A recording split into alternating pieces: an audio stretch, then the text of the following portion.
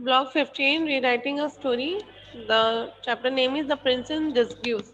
Disguise means कि अलग से अपीयरेंस में भेष में प्रिंस ने अलग से एक भेष लिया था, क्यों लिया था, तो उसके बारे में स्टोरी को रीड करेंगे.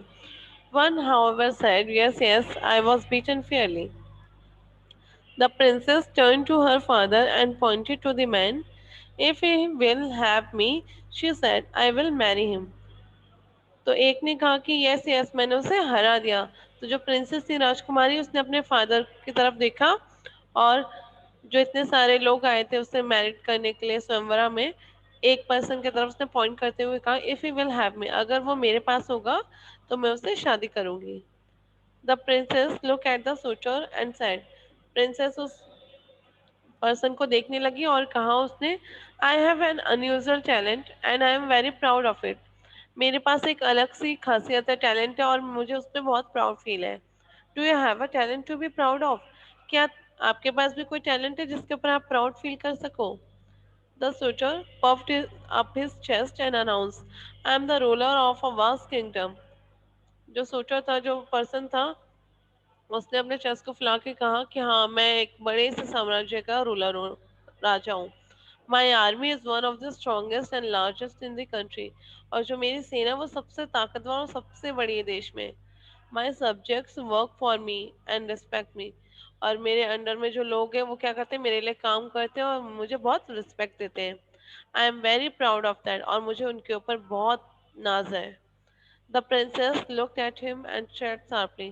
प्रिंसेस उसकी तरफ देखने लगी और उन्होंने तेजी से कहा, you are proud of something that is not your. आप उसके ऊपर प्राउड फील करते हो जो आपकी चीज नहीं है. The kingdom along with the army and this subject is something that was passed on you by your father. आपको किसके ऊपर नाज है? अपने साम्राज्य पे, जो कि किससे मिला है आपको? अपने फादर से मिला, और उन लोगों पे जो आपके अंडर में काम करते हैं. And it will be passed on by two your son. और ये चीजें भी आपके द्वारा किसको मिलेगी? आपके बेटे को मिलेगी फ्यूचर में. Your people work hard for you and respect you. आपके लोग आपके लिए बहुत मेहनत करते हैं और आपकी बहुत इज्जत करते हैं. But do they love you? क्या वो आपसे प्यार करते हैं? I admire you for your modesty bye accepting that I whistle better than you. मैं आपको बताना चाहती हूँ कि मैं आपसे भी ज़्यादा अच्छा विसल बजा सकती हूँ. I will be honour to marry you, but on one condition. मैं आपसे शादी करना चाहती हूँ, बट एक कंडीशन पे, एक शर्त पे. If you come back here in a year's time with the proof that you have acquired an unusual talent, I will accept you as my husband. अगर आप एक साल के बाद आते हैं और आप ये प्रूफ करके दिखाते हैं कि आपके पास एक अलग सा टैलेंट है, तो मैं आपको एज अ हस्बैंड एक्सेप्ट करूंगी. The Prince was stricken by the princess word. तो जो प्रिंसेस ने जो बातें कही उससे बहुत गहरा असर हुआ प्रिंस के ऊपर. विच वर बिटर वर ट्रू. ये बातें सुनने में कड़वी थी बट ट्रू थी, कि उसको किन लोगों पे प्राउड फील है जो उनकी है ही नहीं. He returned to his kingdom with one thought that kept him hitting him like a hammer. तो वो अपने साम्राज्य वापस आ गया, बट एक चीज उनके दिमाग में बार बार हिट कर रही थी, जैसे कि कोई एक हथौड़ा बजा रहा है. Your people work hard for you and respect you, but do they love you? यही बात उनके दिमाग में बार बार चल रही थी, कि आपके लोग आपके लिए मेहनत करते हैं, आपकी इज्जत करते हैं, बट क्या आपसे प्यार करते हैं? He decided to spend the year away from his palace. तो उन्होंने डिसाइड किया कि वो एक साल अपने महल से दूर रहेंगे, इन डिस्क्यूज, अलग से भेष में.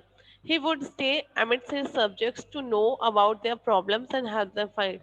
तो उन्होंने डिसाइड किया कि वो सब्जेक्ट मीन्स जो पब्लिक है, पब्लिक के बीच में रहेंगे और उनके प्रॉब्लम्स के बारे में जानेंगे और उनकी हेल्प करेंगे.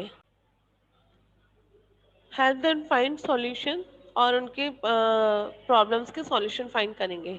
Whether that would help in acquire any talent or not. अगर इससे उन्हें कोई हेल्प मिल पाई तो और अच्छी है, कोई अलग से टैलेंट उनका मिल पाया उन्हें तो. He knew that it was something that he really wanted to do. वो जानते थे कि वो ये सब क्यों कर रहे थे, क्योंकि वो करना चाहते थे. For a year he lived in disguise as a helper. तो एक साल तक वो अलग से भेष में रहे, एज अ हेल्पर मदद कर रहे थे. For some time with a farmer कभी किसान के साथ रहते थे, और at another time with a blacksmith, और किसी टाइम ब्लैकस्मिथ के साथ रहते थे, लोहार के साथ, and then with a cobbler, और कभी मोची के साथ रहते थे. During this time he lived the way they lived. और जिस भी टाइम वो जिस इंसान के साथ रहते थे, उसी की तरह उसके जैसे वो लोग जिंदगी गुजार रहे हैं, ये भी उन्हीं की तरह जिंदगी गुजार रहे थे. Lived eating what they had ate and wearing what they wore. तो जो खाना वो लोग खाते थे, जैसा पहनावा पहनते थे, तो ये भी उन्हीं को फॉलो कर रहे थे. He not only helped them with their little problems, but also advised his minister to make laws that would help him subjects live a better life. वो ना ही केवल उनकी छोटी छोटी परेशानियों को दूर कर रहे थे, बल्कि उन्होंने अपने मंत्रियों को आदेश भी दे दिया कि कुछ ऐसे कानून बनाए जाएं जिससे कि उनकी जो जनता है, सब्जेक्ट्स में जनता, पब्लिक, उनकी जिंदगी और ज्यादा बेहतर हो पाए.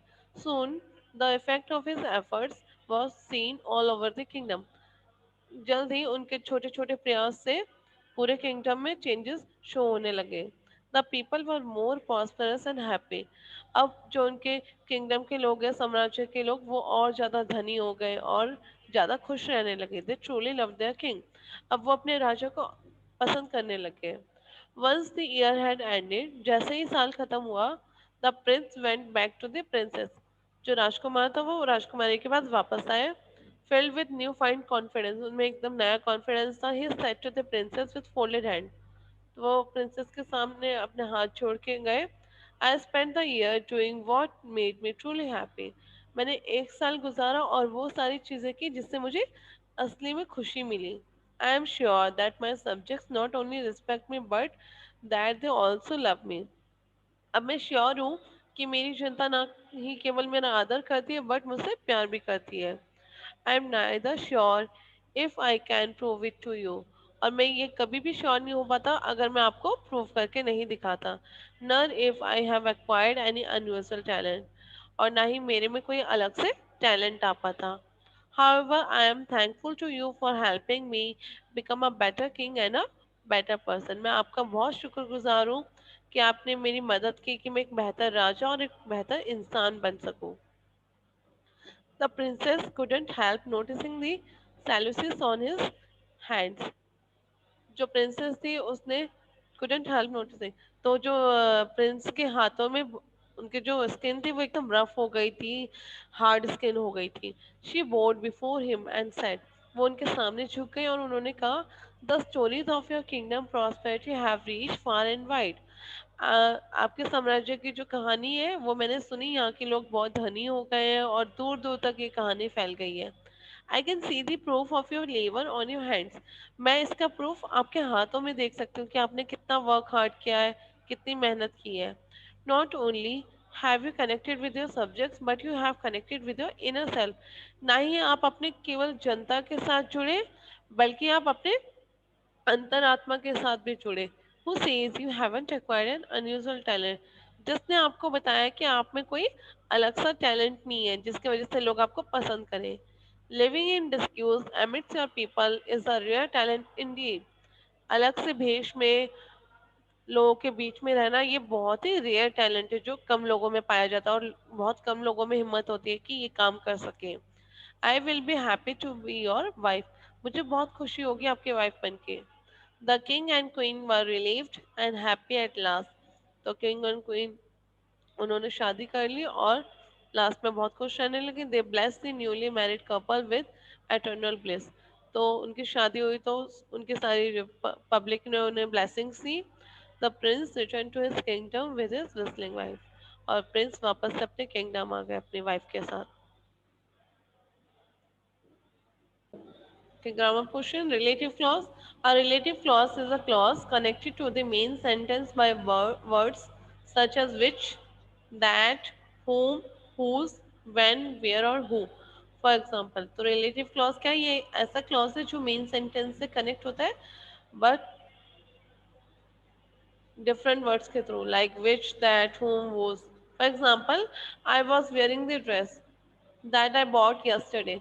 So in this sentence, the relative clause is that I bought yesterday. Now next, I fondly remember Bangalore, where I spent my early years.